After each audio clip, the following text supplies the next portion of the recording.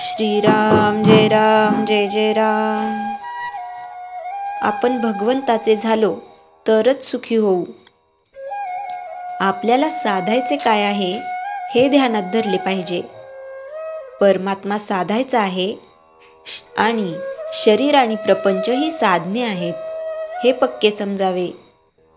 आपण साधनाला साध्य आणि साध्याला साधन मानतो म्हणून आपले चुकते. एका गृहस्थाला मुलाबाळांसह मुंबईला जायचे होते. आता आगगाडीत बसायला मिळेल या आनंदात मुले गाडीत बसली, पण मुंबईस जाण्यासाठी गृहस्थ गाडीत बसला. गाडीतून उतरताना मुलांना वाईट वाटले, त्या गृहस्थाला नाही. तसे वाटले. वशिष्ठांनी रामाला सांगितले की, रामा, तू प्रपंचात वागताना अंतर्यामी निस्संग रहा. मी देह नसून आनंदरूप आत्मा आहे, निस्संग आहे, ही दृढ भावना ठेवून प्रपंच करावा. जमीन सोडून कुणाला राहता येत नाही, त्याप्रमाणे प्रपंच कुणालाच टाकता येत नाही. पण त्यात राम करता मानून वागणारा तो पारमार्थिक, मी करता असे मानून वागणारा तो प्रापंचिक. मी करता असे म्हणूनही जर प्रपंच दुःखरूप राहतो, सुखरूप होत नाही, तर त्याचा करता मी नाही हे सिद्ध झाले. प्रपंच हा अर्धवट आहे, पूर्ण फक्त राम आहे. मिठाचे पोते कितीही धुतले तरी त्याचा खारटपणा जात नाही, तसे प्रपंचाचे आहे. म्हणून परमार्थ हे ध्येय ठेवून सुलभ असे साधन जे नामस्मरण ते अखंड करावे. प्रपंचात आपण किती कष्ट करतो तितका मोबदला मिळत नाही, तरीही कष्ट करतो. परमार्थात तसे नाही.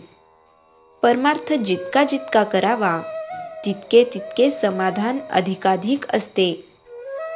आयुष्यभर प्रपंच केला तर मृत्युमुखीही प्रपंचच आठवेल.